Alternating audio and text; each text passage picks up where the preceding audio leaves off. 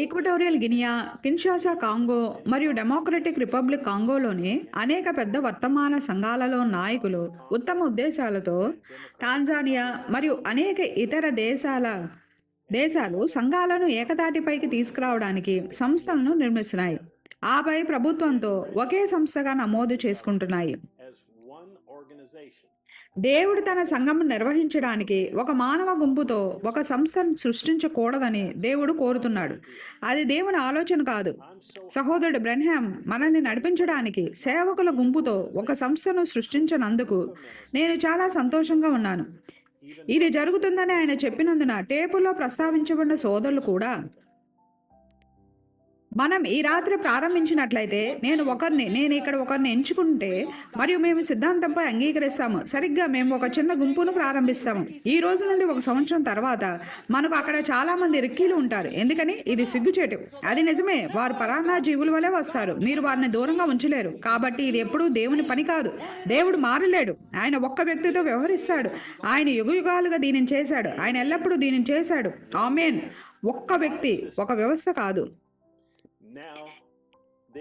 ఇప్పుడు Branham tabernacle నుండి సహోదరు జోసెఫ్ బ్రెన్హామ్ నుండి పక్షిరాజులు కూడుకొనుచున్నవి లేఖ ఇక్కడ ఉన్నది. ప్రియమైన శ్రీమతి యేసుక్రీస్తు, ఇదియే దినము, ఇదియే సమయము. తన యొక్క శ్రీమతి యేసుక్రీస్తును బయటకు పిలిచి ఆమెతో మాట్లాడి, మరియు నేను ఎన్నుకున్నది నిన్నే, నేను ప్రేమించుచున్నది నిన్నే, నీవు నా యొక్క పరిపూర్ణ వాక్యపు కన్యక వధువై ఉన్నాము, మనము ఒకటై ఉన్నాము అని ఆమెతో చెప్పడానికి దేవుడు తన యొక్క బలమైన పక్షిరాజును భూమి మీదకు పంపించాడు. కేవలం ఆ మాటలు వినడంతోనే మన హృదయములో ఆనందముతో గంతులు వేస్తాయి. ప్రపంచమంతట్లో మిలియన్ల మరియు మిలియన్ల కొలది ప్రజలు ఉండగా ఒకే ఒక్క శ్రీమతి యేసుక్రీస్తు ఉన్నది. మరియు ఆయన ఎవరి కొరకైతే వస్తున్నాడో అట్టి ఆమె మీరే అయి ఉన్నారు అనేది ఆలోచించడానికి ఎలాగున్నది కదా. ఎన్నుకోబడిన ఆరాధనా స్థలము ఒకే ఒకటి ఉన్నది. ఎన్నుకోబడిన పరిపూర్ణమైన వర్తమానము ఒకే ఒకటి ఉన్నది. ఎన్నుకోబడిన ఒకే ఒక్క పరిపూర్ణమైన వధువు ఉన్నది మరియు అది మనమే అయి ఉన్నాము. తండ్రి ఎన్నుకున్న ఒకే ఒక ఆరాధనా స్థలమును కలిగి ఉన్నాడు. అది ప్రభు అయిన యేసుక్రీస్తు అయి ఉన్నాడు. ఆయన వాక్యమై ఉన్నాడు. ఈరోజు ఆత్మ సంబంధమైన మరణము తాకలేని స్థలం ఒకే ఒకటి ఉన్నది. అది వాక్యమై ఉన్నది. వాక్యమును మరణము తాకలేదు. ఎందుకనగా అది దేవుని యొక్క సజీవ వాక్యమై ఉన్నది. ఆ సజీవ వాక్యము యొక్క సంపూర్ణ ప్రత్యక్షత శ్రీమతి యేసుక్రీస్తుకు మాత్రమే బయలుపరచబడినది.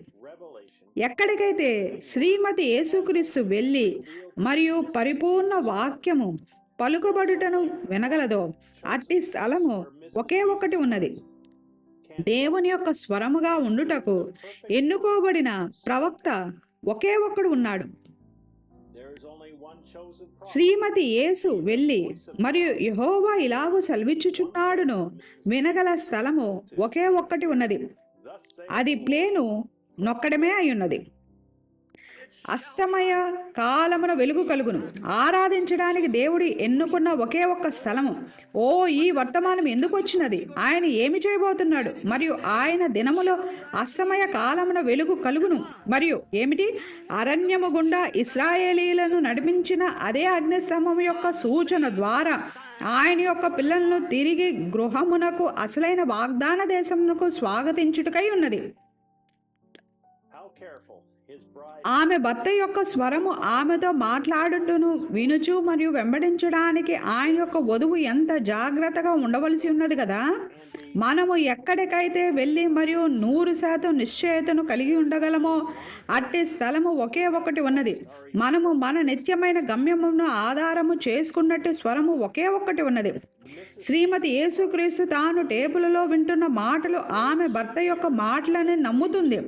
ఆయన యొక్క మాటలకు ఎటువంటి అనువాదం అవసరం లేదని ఆమె నమ్ముతుంది. కావున తాను ఎక్కడికైతే వెళ్ళి మరియు ప్రతి మాటకు ఆమె చెప్పగలదో అట్టి ఏర్పాటు చేయబడిన స్థలము ఒకే ఒకటి ఉన్నదని, అది టేపులలో ఉన్న ఆమె భర్త యొక్క స్వరమని ఆమె నమ్ముతున్నది. మరొకసారి ప్రపంచమంతటి నుండి శ్రీమతి యేసుక్రీస్తు ఇట్లు చెప్పగలదు. ఈ దినము ఈ పలుకబడిన వాక్యము నెరవేరుచున్నది.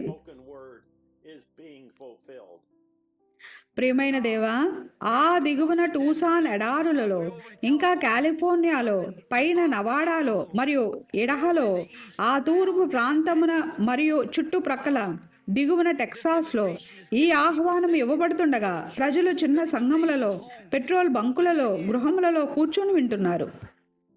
దేవుడు తన వధువుతో మాట్లాడుతూ దేవుడు ఎన్నుకున్న ఆరాధనా స్థలము 65-02-20 అనే వర్తమానమును పలుకడాన్ని మేము వినుచుండగా జెఫర్సన్విల్ కాలమానం ప్రకారంగా మధ్యాహ్నం 12 గంటల సమయం అప్పుడు మీరు బ్రెన్హామ్ టాబర్నికల్తో కలిసి వినడానికి ఆహ్వానించబడుతున్నారు. సహోదరుడు జోసెఫ్ బ్రెన్హామ్. లేఖనములు ద్వితీయోపదేశకాండము 16వ అధ్యాయము 1-3 వచనములు.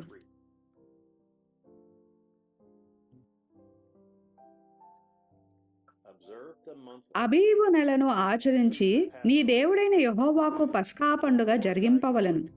ఏలయనగా అబీబు నెలలో రాత్రివేళ నీ దేవుడైన యెహోవా ఐగుప్తులో నుండి నిన్ను రప్పించును.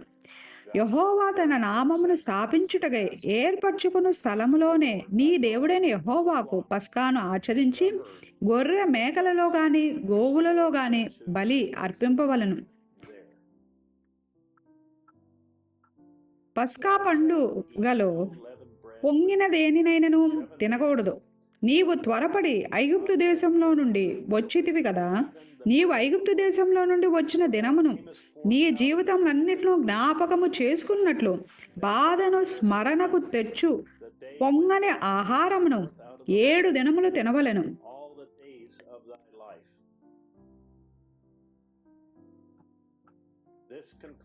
దీనితో సహోదరు జోసెఫ్ బ్రెన్హామ్ నుండి వచ్చిన లేఖ ముగిసినది. మరలా కలిసేంత వరకు దేవుడు మిమ్మల్ని దీవించునుగాక మరియు షలోం.